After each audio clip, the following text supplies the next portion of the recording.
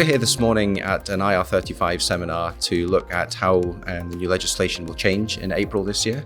So if you could describe first off what modifications will be made and how it might start to affect the industry. Sure, and there are reforms that come into the private sector for large and medium-sized companies. Small companies will remain within the existing sort of rules. It's the Finance Bill 2019, the final text of which comes out on the 11th of March, and we've got a fair idea of what it's going to say, but there could be some final tweaks to that. And that will change the Income Taxes, Earnings and Pensions Act 2003 and bring in new pieces of legislation. Louise, this is your event this morning. It is, thanks Dan. Which has been really interesting, very informative and lots of really valid points raised. One of the things I think which is really positive for the industry and the recruitment industry in particular to hear from all parties is that the overwhelming feeling appears to be that a lot of the supply chain are looking at a case-by-case basis rather than taking a blanket option, which means that it's a win for the contractors. Would you agree with that? Yeah, I think there are many sectors in the UK, excluding oil and gas, that have taken a blanket approach. I think the oil and gas community, with the support of organisations like Oil and Gas UK, had looked at the legislation and tried to give some guidance on that. I think depending on the size of company and depending on their part in the supply chain, everyone is taking reasonable care and making sure that they're looking at the changes and how that has a cause and effect through the supply chain. We've heard quite a lot about the strategies that the companies are going to be employing in the energy sector at the moment. You've been involved in this for over 2 years now within the sector. What kind of patterns are emerging and are you seeing that the companies are adopting? So I think the positive news is that we are seeing in the majority of cases organisations going down the route of fair and individual compliant assessment processes. So whilst we have had a couple of organisations doing a blanket ban of PSCs, that seems to be more in the minority, with the majority adopting for a good compliance process and looking for ways in which they can compliantly continue to engage limited company contractors.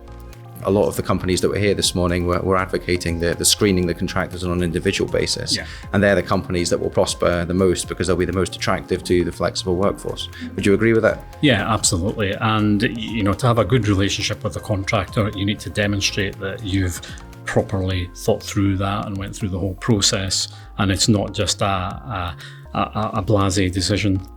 It's based on actual facts, and that will give the contractor comfort that they're being treated correctly. Okay, so the government have obviously promised a review, which they're doing at the moment. Will there be much change to that, and will it definitely go ahead? In my view, I think the reform's definitely going to be implemented on the 6th of April 2020. And I say that for one main reason. The reform's designed to address an issue of non-compliance, and HMRC suggests that it's up to 700 million a year being lost in terms of revenue. So any delay is a delay to try and catch that money. So I think that's unlikely. What they've talked about is trying to support businesses to implement it as smoothly as possible. So I think if there are changes, it'll be in that respect. What kind of other challenges do you see from a contractual perspective working with the supply chain as a recruitment company? In oil and gas specifically, we work in a very regulatory environment. We've always had contractual heavy processes from your contracts with the operators to the tier contractors, then right down the supply chain, One of the key issues, I think, now that time is against us, that's very evident is I don't think people maybe understand that there's a cause and effect to any change. There's a cause and effect to endorsement at corporate level. There's a cause and effect right through your departments, cause and effect through to, in particular, supply chain and contracts. And there's always a burden of that change in one department.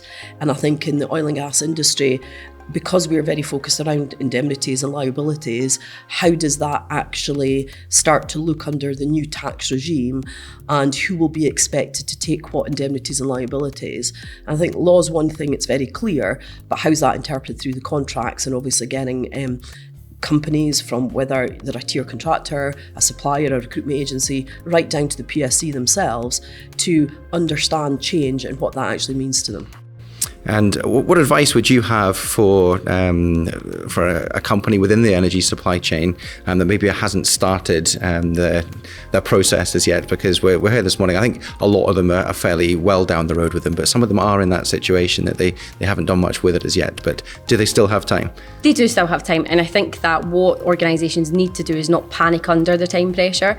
We've worked with lots of organisations through private sector reform, get some really good examples of public sector reform where we had to turn around quick exercises. So you have time, but you need to start now. And it's about making sure that you put proper compliance processes in place and don't allow the time frames to influence the decisions that you actually make.